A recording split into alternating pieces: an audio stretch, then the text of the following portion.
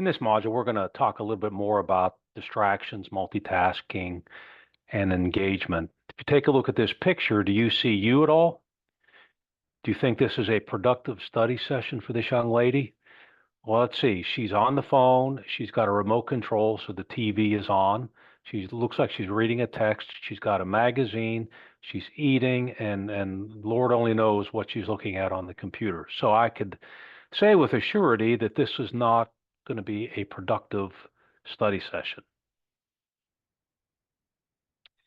Now, some years ago, a friend of mine, unknown to me, had become a pretty serious alcoholic, and I had stopped to visit him, and he goes, "Well, come with me to a meeting that I got to attend." And so I went, and I'd never been to an AA meeting, and what struck me was the brutal honesty that people had at that meeting. The AA meeting starts with an absolute admission that you're an alcoholic. Okay, and so I got an idea here that because you in the AA meeting you can't solve your problem. You cannot not be an alcoholic unless you admit that you are one.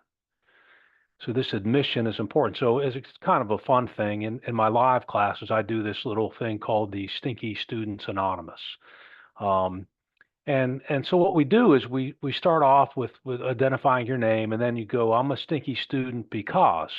Now there's a lot of reasons that you may be attributed to why you're not as successful as you could be. It might be anxiety, it might be procrastination. You're just distracted because you're looking at your phone or the TV is on. You're ambivalent. A lot of students surprisingly go, I'm ambivalent. I don't care about chemistry or I don't care about math. Well, if you think you're alone there, then you're wrong. It's a pretty big club. Nobody gets too excited about math, right? And so don't equate your ambivalence with you're not capable of doing it. And that goes with finding school so totally boring. So you could go on and on and on about what it is, the primary thing that is an obstacle to you. And so I'll do me. So as an example, I'll start off in class and I'll say, "Hey, my name is Tom," and everybody goes, "Hello, Tom." And I go, "And I was a stinky student because I was easily overwhelmed and anxious with all the things that I had to get done." And so I when I recognized this when I was in college, I go, what am I going to do about this? And I realized that the reason that I was anxious and overwhelmed was because I was constantly being distracted because I tried to study in my dorm room over at Carolina, and people were coming in and out all the time. And though I allocated 4 or 5 hours of study time, in reality, I was only getting 1 or 2 hours done. So what did I do? I decided I'm going to start to go to the library, find a quiet place, and no distractions, and my productivity tripled. I got everything done. My anxiety level dropped, and my performance went up. Okay, so at this point, I would have students share. And I, since this is an online class, obviously we can't do that, but I just want you to think about what is your primary obstacle and what it is that you can do to overcome that. Yeah, but part of that is that serenity prayer at an AA meeting, and I think it's pretty good. It says, "Grant me the serenity to accept the things I cannot change, the courage to change the things I can, and the wisdom to know the difference." Well, what can't you change? Well, you can't change that you're 25 years old and you blew off your education before. Okay, if that happened, it's over. You can't change it. Or you failed your last math exam, or you're on academic probation, or you have to work 30 hours a week in order to survive. You just have to accept that. Those are things that can't be changed. But what can you change? You can change behaviors. You can choose to study. You can choose to put down the phone. You can choose to sit in the front of the classroom if you're going to a live class. You can choose to ask questions. You can choose to attend office hours. You can choose to form study groups. This is the key, is understanding that your success is really based upon your choices. Okay, now everybody knows this is dumb. Why?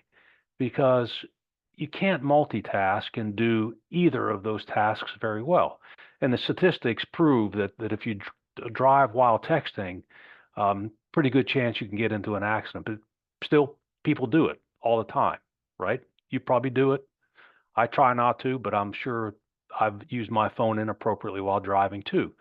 Well, I'm a retired pilot, but by law, pilots are banned from any discussions anytime that plane is moving, taxiing, taking off, landing, or when the plane's below 10,000 feet. Why? You cannot be distracted. You cannot be piloting an airplane while you're talking about some TV show from the night before. Okay, we just know it doesn't work. So then why in the world do you think this is not a problem? Right? How can you learn chemistry while you're involved in social media on your phone? But yet the biggest complaint that most instructors, not just at MTC, but everywhere, is that students are constantly distracted by looking at their phones or they're on their computer, uh, not paying attention in class. You're never going to learn chemistry, math, looking at your phone. Okay, we know this. You know this. And so admit that it's a problem. And what are you going to do? You're just going to put it away. Don't be distracted.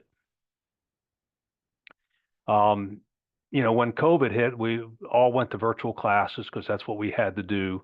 We're moving away from them. I almost refuse to teach a virtual class unless I have to because they're awful.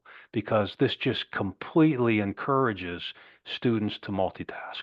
They got to be there. You can see their face, but when you teach these classes, it's very clear that half the students or more are not paying any attention. They're looking at their phones.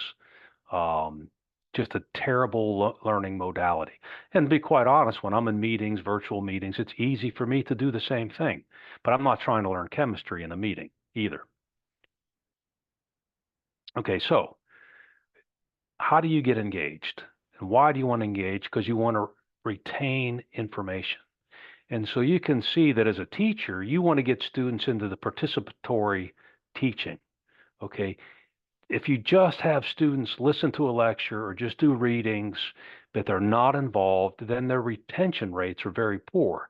But if you can get students involved in group discussions, if you can get them practicing in the classroom, and the best thing, you can't see it maybe because of the captions, but try to teach it to somebody else. That is the best technique possible to retain something. If you can teach it, then you understand it. If you try to teach it and you can't, then you understand that your metacognition is not what you thought it is. You may think you understand it until you try to teach it. Okay, so what does engagement look like in a classroom? Okay, so engaged students come prepared. The best students always come prepared for class. They don't ever miss due dates. They communicate frequently with instructors to include office hours. Where they sit matters, their body language, their eye contact. It's obvious who's engaged, who is not. They seek help not just from the instructors, but from the resources at the school if they need it. They are completely comfortable with asking questions. Okay, it may be out of their comfort zone, but they're not afraid of looking silly or stupid. If they don't understand something, they ask. They take notes, they're keeping up, they're interacting with classmates. And so even if you're shy, that is not a reason to not be engaged in class. Put your phone away and focus on the task at hand. This is kind of a snapshot of not one of my classes, but just generic. But you can see that this is, when you look out at a classroom, it is so obvious who is with you and who isn't. The young lady that's circled here, obviously her hands are in her pocket. It looks like she might have earbuds in, I don't know, but she's looking away. She's not paying attention. So she's wasting her time. She's wasting the instructor's time. The young man sleeping, obviously he's not engaged. But you take a look at this young lady, no notes, no writing utensils, just kind of sitting there, probably daydreaming. Very much not engaged, as is this gentleman in the red jacket. Same thing. And the person in the far corner, probably not. That's probably why they sat there. Okay, so the point is that your success is a choice. Put away the distractions and get engaged. Okay, so I hope you enjoy this unit. Have a good week, and I'm looking forward to seeing what you guys all submit for me to take a look at.